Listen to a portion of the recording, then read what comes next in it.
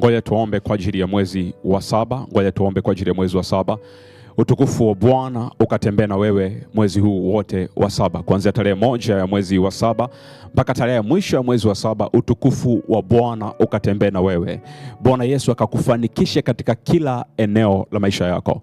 Bwana Yesu akakutimilizie mambo yako yote. Sawa sana neno lake katika kitabu cha Zaburi ya 138 mstari wa 8, neno la Bwana linasema na Bwana atatimiliza mambo yako yote. Bwana Yesu akakupatie chochote ambacho unachohitaji mwezi huu katika jina la Yesu Kristo mwana Mungu aliye hai.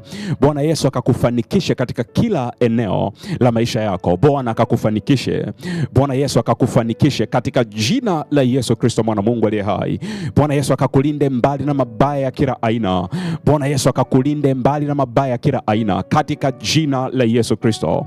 Utukufu wa Bwana na damu yake kakufunike katika jina la Yesu Kristo mwana Mungu aliye hai. Mwezi wote ukauone uzuri wa Bwana. Mwezi wote ukauone wema wa Bwana. Ukauone uzuri wa Bwana mwezi wote. Ukauone utukufu wa Bwana mwezi wote.